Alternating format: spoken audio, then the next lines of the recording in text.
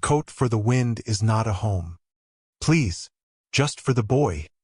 The wind tore the words from the woman's mouth and threw them at Silas's feet. It was a raw, scouring wind, the kind that stripped the plains bare and left nothing but dust and bone. It had been blowing for 3 days, a ceaseless howl that scraped at the nerves and turned the sky to a bruised, hazy gray. From the shelter of his porch, Silas had watched them for the better part of an hour, a small, dark shape against the immense, unforgiving landscape. A woman and a child, bent against the gale, making their slow, faltering way toward his homestead. They were the first people he had seen in 4 months. He had considered turning away, letting the door remain shut. Solitude was a habit he had cultivated until it grew into a fortress. Its walls were high and thick, built of silence and memory. But the boy, a small bundle wrapped in a thin blanket, stumbled. The woman caught him, her own body wavering under the strain. There was a weariness in her posture that went deeper than the miles she had walked. It was a weariness of the soul. Silas felt a familiar, unwelcome ache in his chest, a ghost of a feeling he had long ago buried. He remained where he was, a statue carved from prairie timber and regret, his hand resting on the rough-hewn porch rail. He watched as she gathered her strength and took the last few steps toward his cabin. She stopped a dozen feet away, not daring to come closer. Her face was smudged with dirt, her hair a tangled mess whipped by the wind, but her eyes were clear. They held no plea for pity, only a stark, desperate request. She did not look at him, but at the barn, a sturdy structure that offered a reprieve from the relentless wind. "Just the barn," she said, her voice barely a whisper against the roar. "A roof, until it passes." Silas's gaze shifted from her to the child. The boy's face was pale, his eyes large and dark in their sockets. He didn't cry. He just watched, his small hand clutching a fold of his mother's worn dress. In that silent, watchful gaze, Silas saw a ghost. A small face, a feverish brow, a memory that still had the power to stop his breath. He gave a single, curt nod. He didn't speak. Words were a currency he no longer traded in.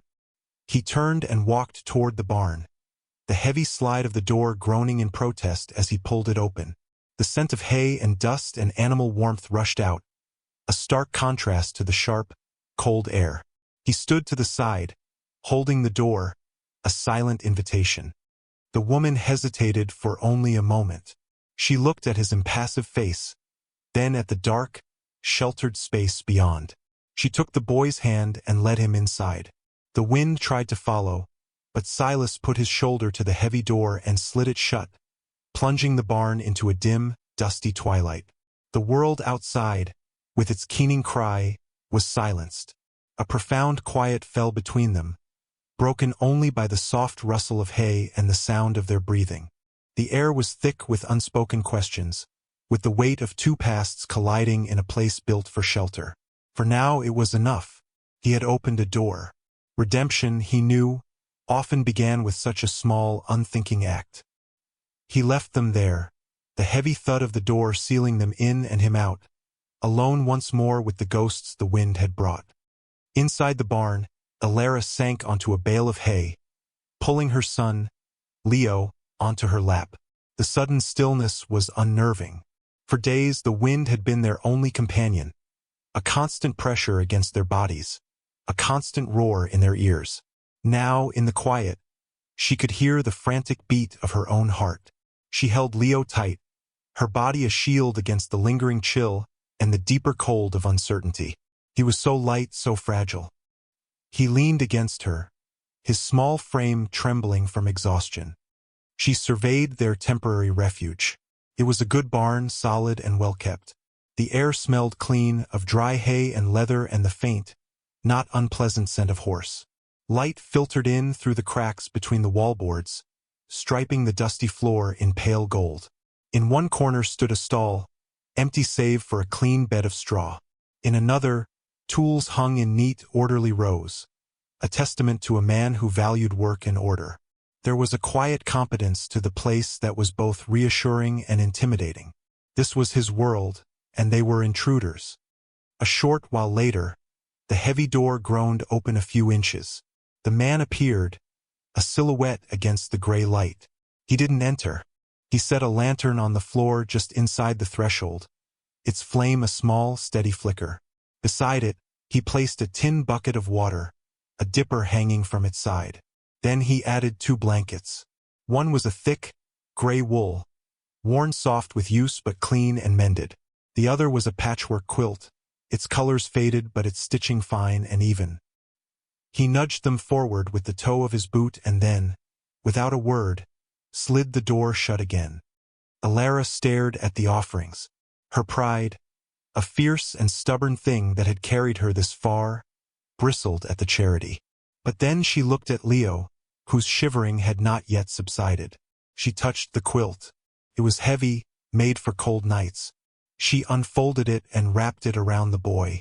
He sighed, a small sound of contentment, and burrowed deeper into its warmth. She took the gray wool blanket for herself. It smelled faintly of wood smoke and cedar. She drank from the dipper, the water cool and clean, and gave some to Leo. He drank greedily. The man had not spoken, had not even looked at her directly, but his actions were clear. He was offering shelter, not welcome. A temporary truce with the elements, not an invitation to stay. It was a language she understood. It was the language of survival, stripped of all pleasantries. For her son, she would accept it. She would owe a debt, and she would find a way to repay it before they moved on. As Leo drifted into an exhausted sleep, clutching a corner of the quilt, Alara remained awake, listening to the wind howl outside the solid walls, a lone guardian in a stranger's keep. From his kitchen window, Silas watched the barn. The lantern cast a weak, trembling glow, a tiny star of warmth in the deepening twilight. He could not see them, but he knew they were there. The woman's presence was a disturbance in the placid, lonely rhythm of his life. He had built his days around a series of simple, repetitive tasks. Chop wood, fetch water, mend the fence, check the snares. Each task was a stone laid upon the grave of his past, a deliberate effort to bury what he could not forget. Now, a stranger was sleeping in the place where his daughter used to play, wrapped in a quilt his wife had stitched with her own hands. He ran a hand over his face, the stubble rasping against his calloused palm. He shouldn't have given her that quilt. It was the last piece of them he had left, a tangible link to a life that felt like it belonged to another man. But when he had seen the boy, so small and pale, he had acted without thinking. The memory of Clara, her body racked with fever, her small hand clutching his, had risen up with a suffocating force. He had been helpless then. He would not be helpless now. He turned from the window and stoked the fire, the flames casting dancing shadows on the empty wooden rocker that stood, silent and waiting, in the corner of the room. The wind rattled the window pane, a mournful cry for all that was lost. Days bled into one another, measured not by a calendar but by the rising and setting of a pale, indifferent sun. The wind eventually died down, leaving behind a vast, brittle silence. A routine, unspoken and unnegotiated, began to form between the cabin and the barn. Each morning, Silas would rise before dawn. He would work his small plot of land, his movements economical and precise. He moved with the quiet purpose of a man who has made peace with loneliness. After his own spare meal, he would leave a portion on the porch steps, a tin plate with biscuits and jerky, or a small pot of stew still warm from the stove. He never waited to see her take it. By the time he returned from his work, the plate or pot would be gone, and in its place would be the empty dish washed clean. Alara, for her part, created her own sphere of work. She treated the barn not as a shelter, but as a responsibility. She swept the floor with a makeshift broom of twigs, mucked out the empty stall, and kept their small corner meticulously neat. She found his mending basket by the back door one afternoon, overflowing with work shirts and torn trousers. She took it back to the barn. The next morning, a neatly folded and repaired shirt appeared on top of a fence post near the cabin. The stitches were small and even, a line of silent communication. He wore the shirt that day, felt different, the fabric softened by more than just wear. Leo was the first to cross the invisible boundary between them. He was a quiet child, made solemn by hardship, but curiosity was beginning to win out over caution. He would sit in the barn doorway, watching Silas split logs or sharpen an axe. He never spoke, but his eyes followed the man's every move. One afternoon, Silas was reshoeing his horse, a big roan named Dust. He was intent on his work, the rhythmic clang of hammer on steel the only sound in the still air. When he finished, he turned and saw the boy standing just a few feet away, holding out a single, perfect eagle feather. Silas straightened up slowly. He looked from the feather to the boy's serious face. Leo's gaze was direct, unwavering. It was an offering. Silas wiped his hands on his trousers and gently took the feather. It was light, its edges sharp and clean. He nodded at the boy, a slow, deliberate nod of thanks. Leo's face broke into a small, hesitant smile before he turned and ran back to the barn. Silas stood there for a long moment, the feather in his hand. He tucked it carefully into the band of his hat. It was the first gift he had received in 5 years. That evening, Alara found a small stack of firewood outside the barn door, cut to size for a small fire. Beside it was a sack of flour and a slab of bacon. It was more than sustenance. It was provision, a quiet acknowledgement of their continued presence. She looked toward the cabin, where a single light burned in the window. The man was a mystery, a landscape as sparse and guarded as the plains themselves. But in his silent gestures, she was beginning to read a language of reluctant kindness. Trust was still a distant shore, a place she wasn't sure she would ever reach again. But for the first time in a long time, she felt the ground beneath her feet begin to firm. The arrangement was no longer just about survival. It was becoming something else, something she did not yet have a name for. The days grew shorter, the air sharper. Silas noticed things. He saw the way Alara favored her left foot, the sole of her boot flapping with every step. He saw the way she wrapped her arms around herself in the evenings, a futile attempt to ward off the encroaching cold. He said nothing. Words were clumsy tools prone to splintering. Actions were cleaner, more honest. He went into the small storage shed behind the cabin, a place he rarely entered. It was filled with the ghosts of a different life. In a dusty wooden trunk, beneath a stack of linens that still smelled faintly of lavender, he found them. Pair of sturdy leather boots. They had been his wife's. They were small but well-made and warm. He cleaned them, worked saddle soap into the leather until it was supple again, and left them by the barn door before the sun was up. He went about his morning chores, his back to the barn, a knot of tension in his shoulders. When he glanced over an hour later, they were gone. Later that day, he saw her walking toward the creek, her stride even and sure. She was wearing the boots. Leo was a constant, silent observer. He shadowed Silas at a distance, a small, curious satellite. Silas, in turn, began to leave things for the boy to find. A curiously shaped stone on a fence post. An old, dulled spur half buried in the dirt. One day he spent the evening carving a piece of cottonwood. His knife moved slowly, deliberately, peeling away the soft wood to reveal the shape held within. By the time the fire had burned down to embers, he held a small, rough-hewn horse in his palm. It was not a perfect carving, but it had life in it. The next morning, he left it on the hay bale where the boy slept. He watched from the house as Leo woke and discovered it. The boy gasped a small, sharp intake of breath. He snatched up the wooden horse and held it to his chest, his small fingers tracing its simple lines. From that day on, the toy was never far from his side. It was a talisman, a tangible piece of kindness in a world that had offered him very little. Alara watched these silent exchanges with a cautious heart. The boots warmed her feet, but the kindness they represented was a more complicated warmth. It demanded something in return, and she wasn't sure what she had left to give. The man was slowly, methodically, mending the broken pieces of their lives. He had given them shelter from the wind, then food, then warmth, then small comforts. He was building a fence of kindness around them, and she felt both protected and trapped by it. She had learned the hard way that nothing was ever truly free. Every kindness had a price, every debt a due date. She waited for him to demand payment, but the days passed and he asked for nothing. He simply worked, his silence a constant, steady presence. The sky began to change. The pale autumn blue deepened to a hard, metallic gray.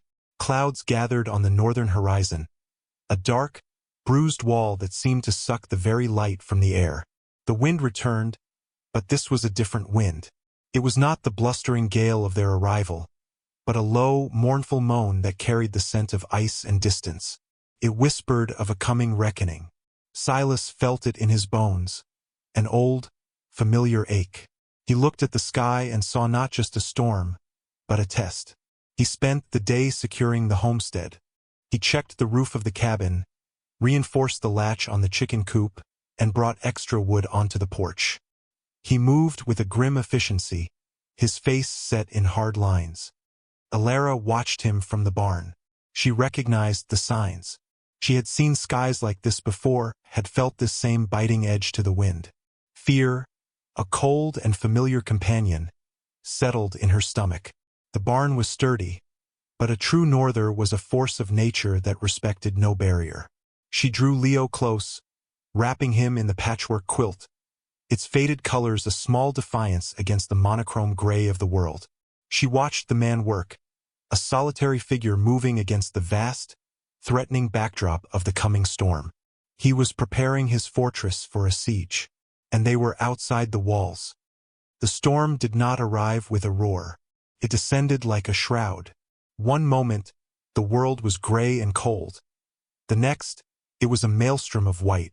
The temperature plummeted.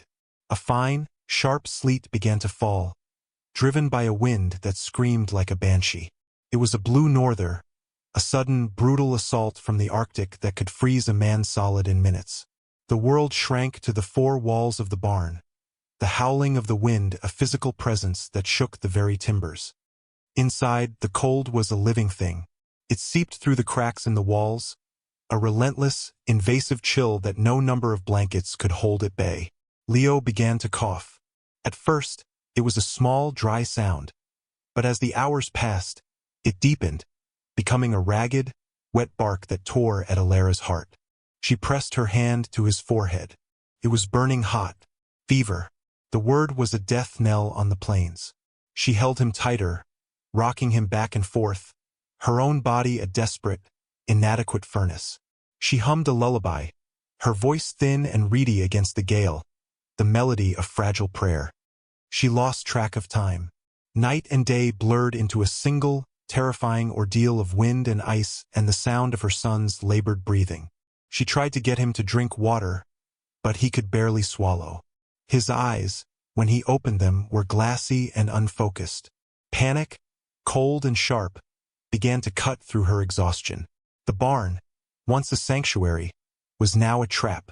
The solid walls that kept the worst of the wind out also kept her cries for help in.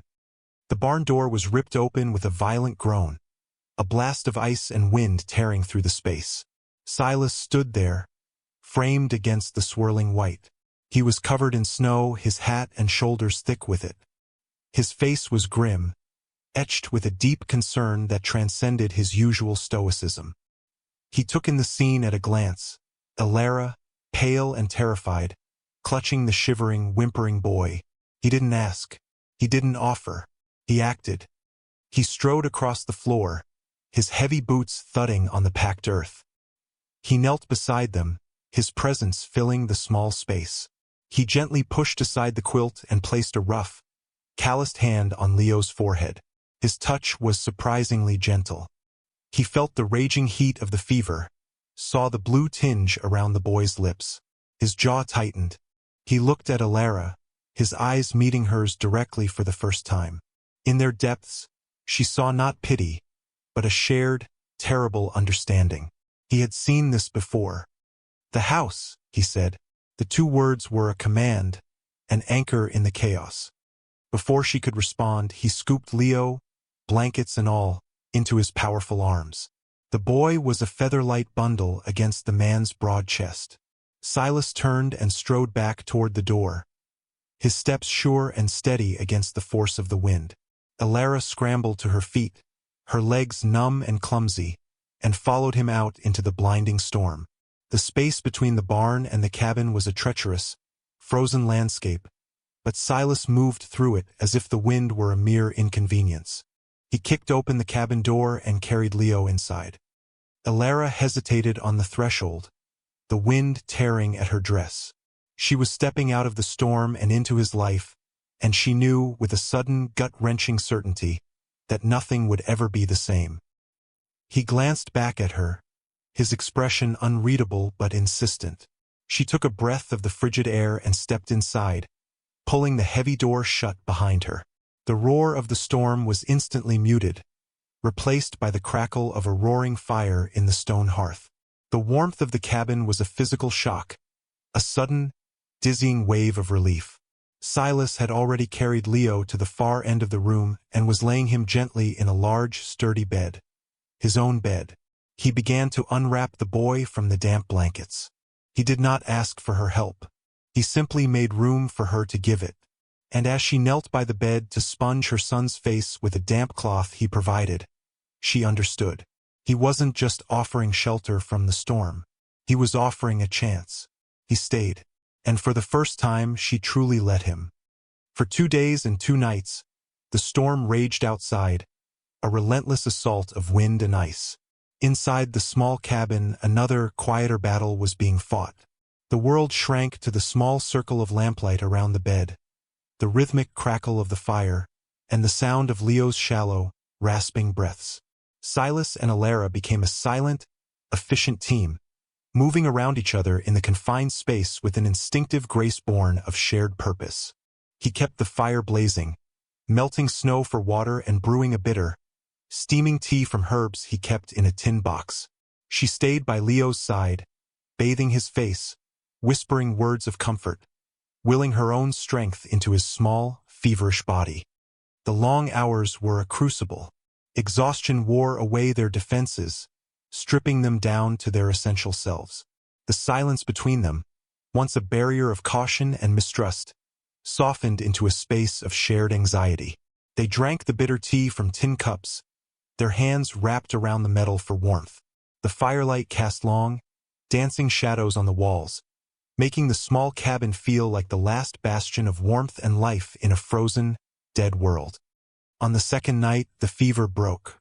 Leo's breathing eased, and a sheen of sweat broke out on his forehead. The color began to return to his cheeks.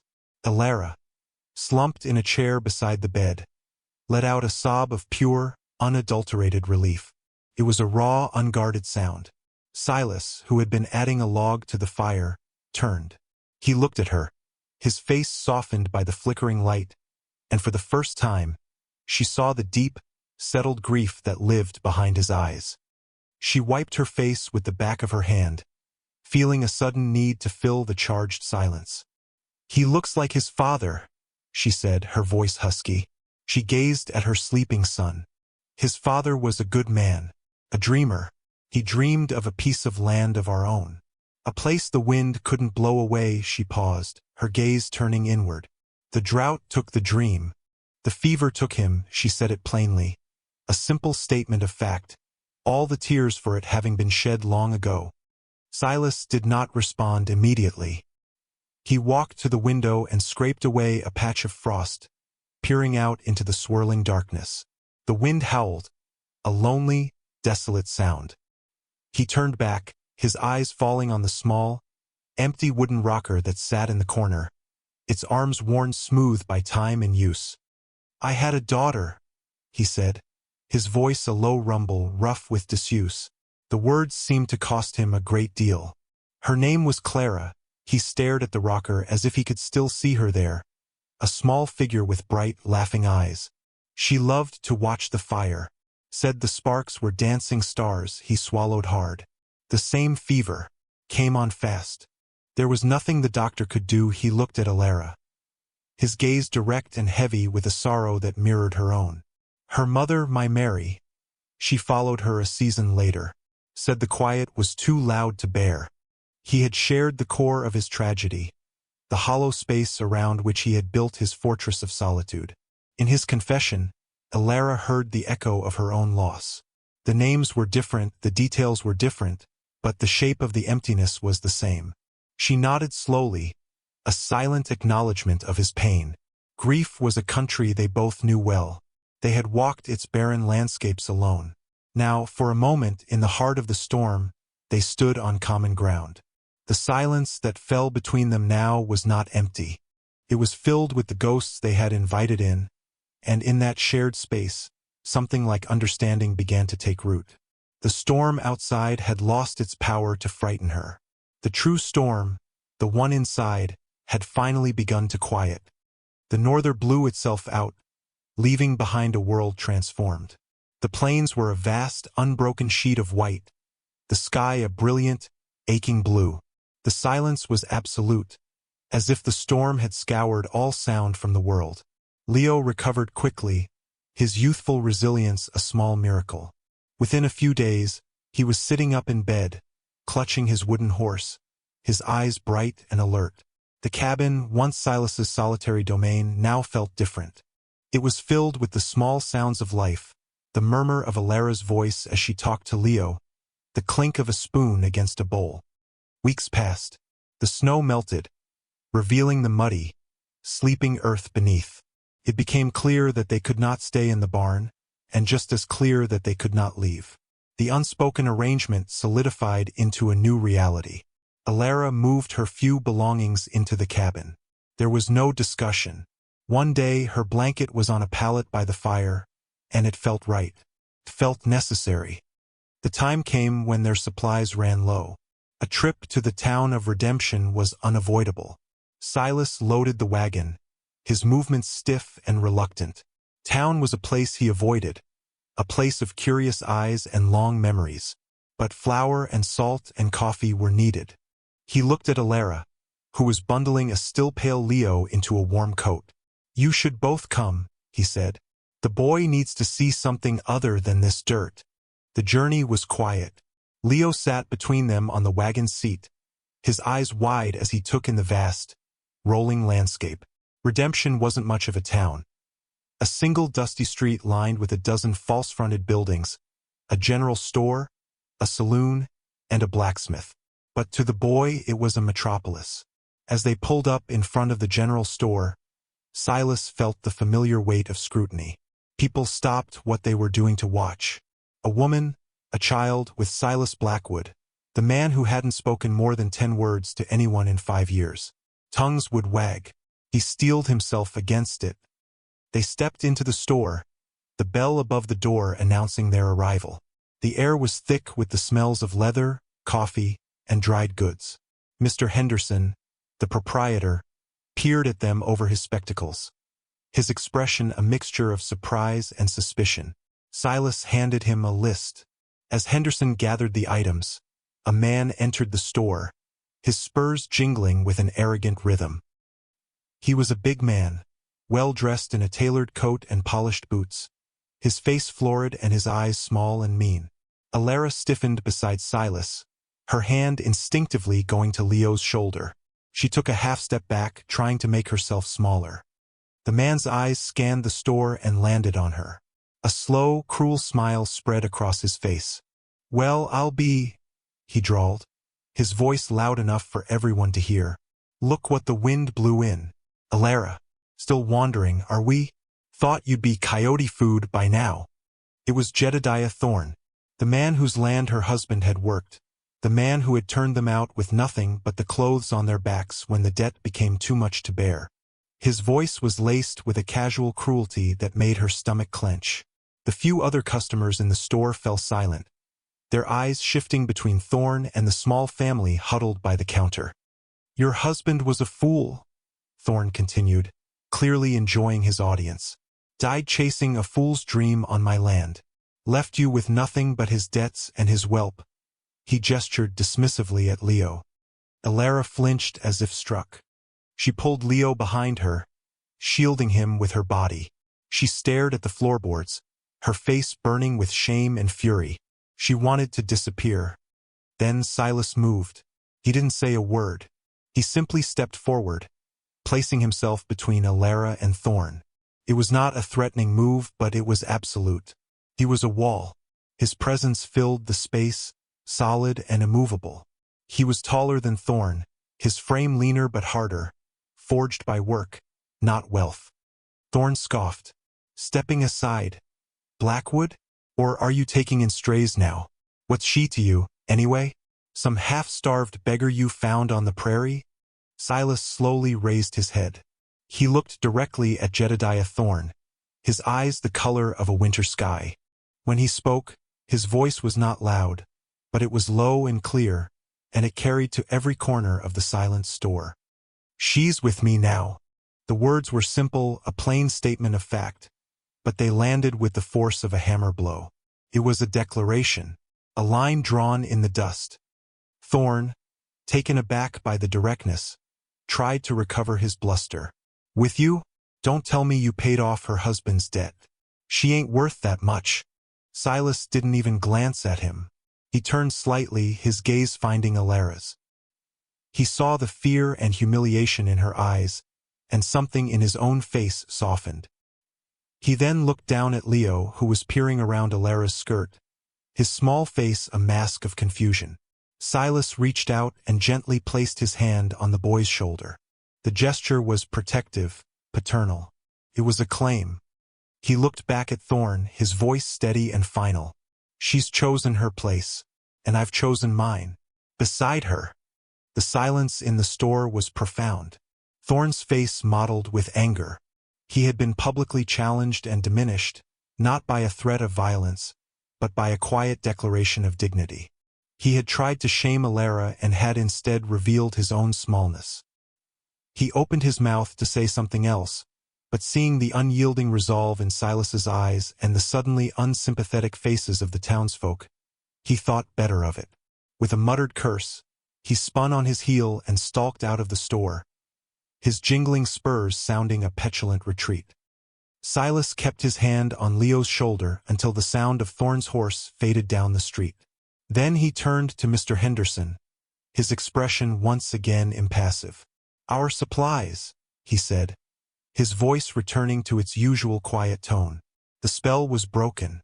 Mr. Henderson, his face a mixture of awe and respect, hurriedly finished packing their goods. No one said another word. The ride back to the homestead was steeped in a new kind of silence. It was not the cautious silence of strangers, nor the companionable silence of shared grief. This was a silence of consequence, heavy with the weight of the words that had been spoken in the store. Silas kept his eyes on the horizon, his hands steady on the reins. Alara sat beside him, her gaze fixed on her own lap. She could still feel the phantom weight of his hand on Leo's shoulder, the protective shield of his body in front of hers. He had not just defended her, he had claimed her. He had drawn a circle around the three of them and dared the world to cross it.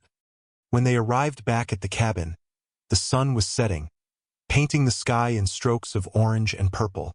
The familiar landscape looked different, infused with a new sense of permanence. Silas unhitched the wagon while Alara carried a sleeping Leo inside.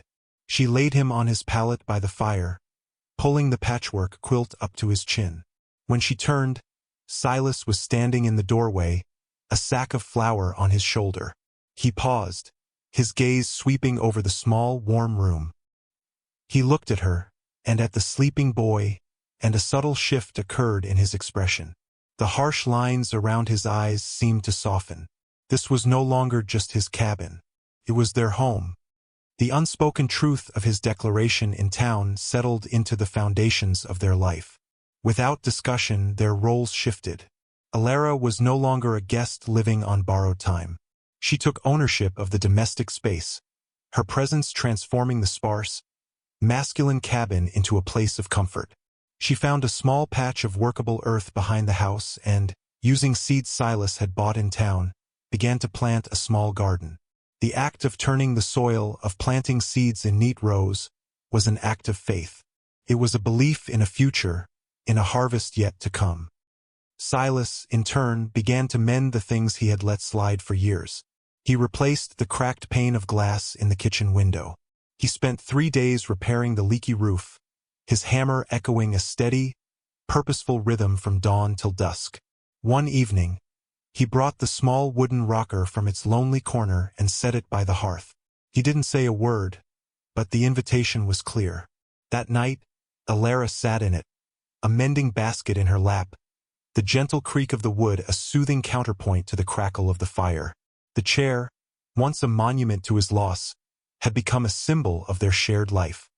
The greatest change was in Leo.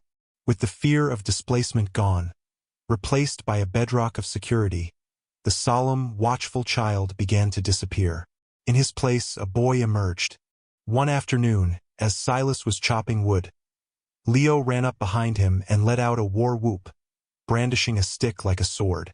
Silas turned, feigning surprise, and the boy dissolved into a fit of giggles. The sound, clear and bright and utterly joyful, seemed to hang in the air, a sound the cabin had not heard in years. It was a revelation. Laughter. It echoed off the walls of the cabin and the vastness of the plains, a testament to a life reclaimed from the brink. He began to run and play, a small, vibrant whirlwind of energy, a living thread that wove their two separate lives into a single, durable fabric. The house was no longer quiet. It was filled with the sounds of a family. From the harshest soil, the most resilient things can grow. On the vast, empty canvas of the plains, where loneliness was as common as the wind, three solitary souls had found a harbor in one another. They had been brought together by chance and desperation, two separate streams of grief converging in the wilderness. Their shared language was not one of words, for their vocabularies had been pared down by loss. Instead, they spoke in gestures. A repaired boot, a carved toy, a mended shirt, a steady hand on a small shoulder. Each action was a sentence, each chore a verse in a quiet poem of devotion. From silence came warmth. The cold, empty spaces in Silas's cabin, once filled only with memories and regrets, were now warmed by the scent of baking bread and the soft murmur of a lullaby. The silence that had been his shield for so long had been transformed. It was no longer the silence of absence, but the quiet contentment of presence. From necessity came care. What had begun as a grudging act of charity, shelter from a storm, had slowly, imperceptibly, blossomed into a deep and abiding tenderness. The daily tasks of survival became rituals of affection. The pot of stew left on the step was no longer just food. It was a promise to provide. The neatly folded laundry was no longer just a chore. It was a promise of partnership. From shared grief came a quiet, resilient love. They never spoke of Clara or of Alara's husband again. The names of their dead were laid to rest, honored by the life they were now building. Their sorrows had carved deep channels in their hearts, and now those channels were filled with a new, gentle current. It was not a passionate, fiery love, but something far stronger and more enduring. It was a love that had been tested by hardship and forged in the crucible of a shared winter. It was a love that understood the fragility of life and the profound, simple beauty of having someone to share the fire with. The wooden rocker creaked softly by the hearth. It was no longer a symbol of what was lost, but a testament to what had been found. Alara sat in it, her hands busy with a needle and thread, her expression serene in the firelight. Leo slept on his pallet nearby, the wooden horse clutched in his hand, his face peaceful and untroubled. Silas stood in the doorway, looking out at the stars that glittered like ice chips in the black velvet sky. He was no longer a man hiding from the world. He was a man standing guard over his. He turned and looked at the scene inside the cabin, at the woman and the child who had filled the echoing quiet of his life with a gentle, steady warmth. The harsh lines on his face had softened into something that looked almost like peace. He had offered a roof against the wind, and in return they had given him back his home. The days settled into a comfortable rhythm, as predictable and reassuring as the seasons. Autumn bled into winter, and the land was once again covered in a blanket of pristine snow. But this winter was different. The cold outside was a reason to draw closer to the fire, the howling wind a reminder of the warmth and safety within the cabin's four walls. The harshness of the landscape no longer felt threatening. It was simply a backdrop to the life they were building. The cabin was a small, bright island of warmth in a sea of white. One evening, after the chores were done and a simple supper had been shared, Silas pulled on his heavy sheepskin coat to make a final check on the horse. The air that hit him was biting cold, but clean and sharp. He stood on the porch for a moment, his breath pluming in the frigid air. The sky was clear, awash with a million stars, and the moon cast a pale, ethereal light over the snow-covered plains. The world was vast and silent and beautiful. He felt a sense of profound peace, a feeling he had thought long lost to him. The restlessness that had plagued him for years, the constant low-grade ache of a life unmoored, was gone. He felt anchored. He returned a few minutes later, stamping the snow from his boots on the porch. He stepped inside, bringing a gust of cold air with him. The warmth of the room enveloped him like a welcome embrace. Leo was already asleep on his pallet, and Alara was sitting in the rocker, her mending laid aside, her hands resting quietly in her lap. She was watching the fire, her profile illuminated by the soft, flickering light. She looked up as he entered, her eyes soft and welcoming. He walked to the pegs by the door and shrugged off his coat. He hung it on its customary hook, a simple, unconscious act he had performed thousands of times before.